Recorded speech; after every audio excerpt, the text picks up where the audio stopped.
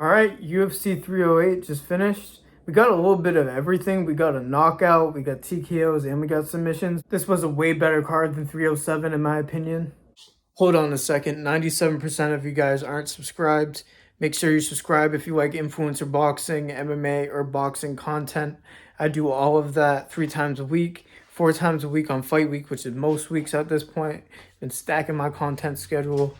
Make sure you subscribe and turn on notifications so you don't miss posts. Thank you. Actually, the first fight that I watched on this card was Rebecca versus Olabai or something like that. Like, I'm so bad with names, I apologize. But it was potentially fight of the year. I'm sure if you watch this event, you know what I'm talking about. There was like a tennis ball shaped swelling right under Olabai's eye. And there seemed to be multiple times that the referee could have stopped it, but I guess he just wanted one of them to die in there. It was very good fight though. The guy ended up fighting back, so I guess it ended up being a good call by the referee, but it was a very brutal fight.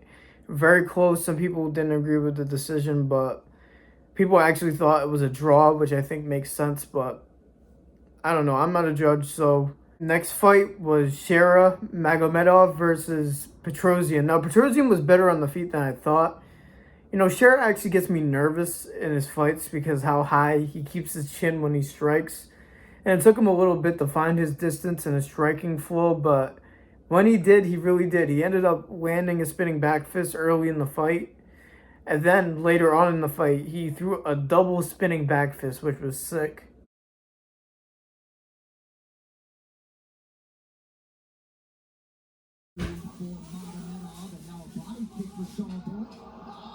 Oh!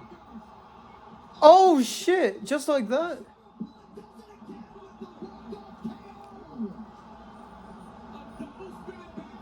Oh shit. And Shera gets that knockout that I said knocks him right into that next level of star power that he has. And he said that he wants to fight as soon as next month, so we'll see if he actually does that. We'll like to see him fight again. He's very entertaining to watch. And that makes me want to know in the predictions. Let's go. Next fight I didn't predict though. It was Leon Murphy versus Dan Ige. Very good fight. Very, very close.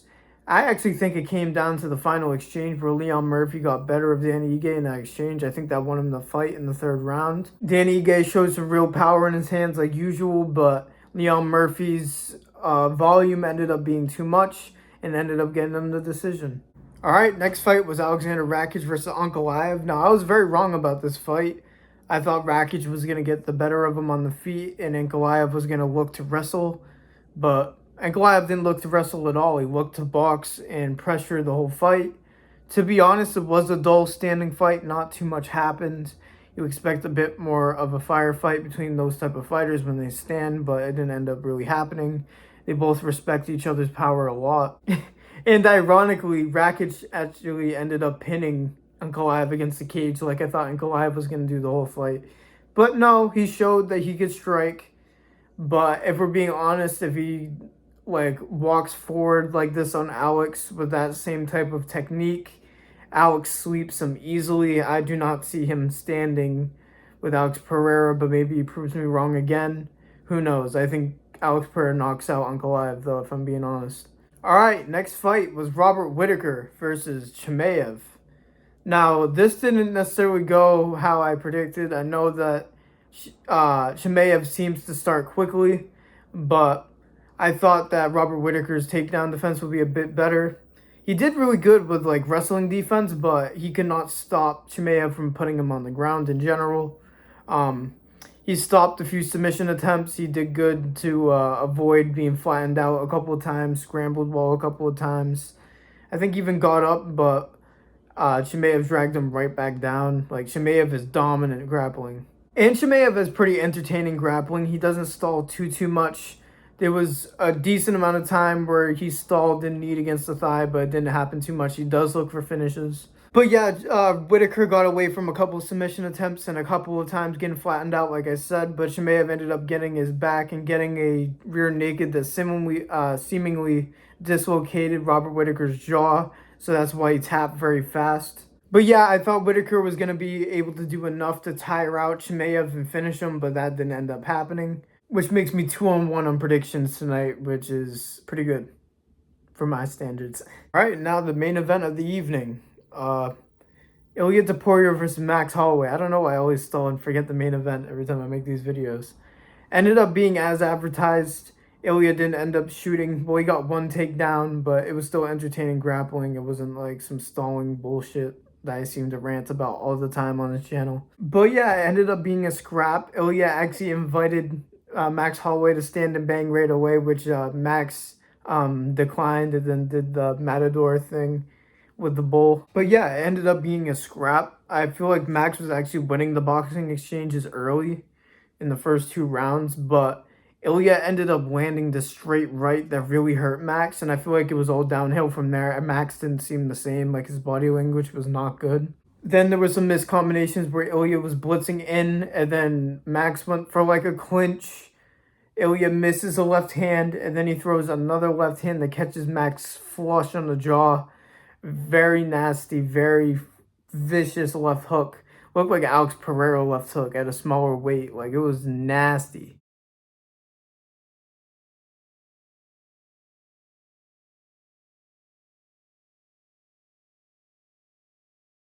Oh, big straight right hurts him. Oh my god. Max circles out. That straight right fucking cracked him.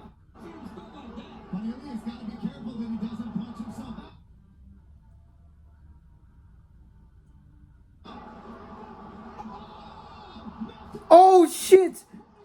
Huge left hook. Oh, it's over. Huge left hook just fucking clipped him. Holy shit. Is Max out cold?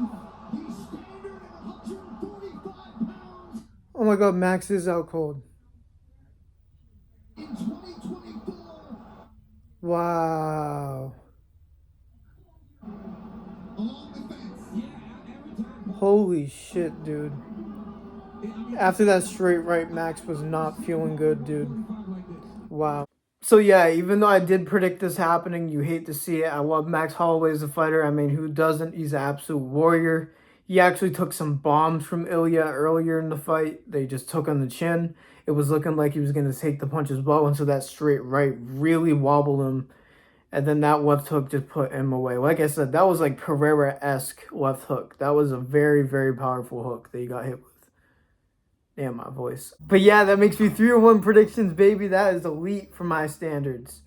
A parlay wouldn't have hit because I got one wrong, but still close to 100% prediction rate. I'll get there. But yeah, this was a very, very good overall card.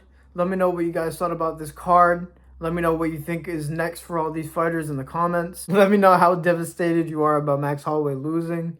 If I didn't predict it, I would be too, I guess. I just love the sport. I think Ilia is great for the sport. He's going to be a superstar. Actually stands and bangs. Let's go. Yeah, that's all I got to say about this card. Very good card. Can't wait for the next one. Thank you guys for listening to me yap like usual. Peace out. Dallas, you want to say peace out? Yeah. Peace out.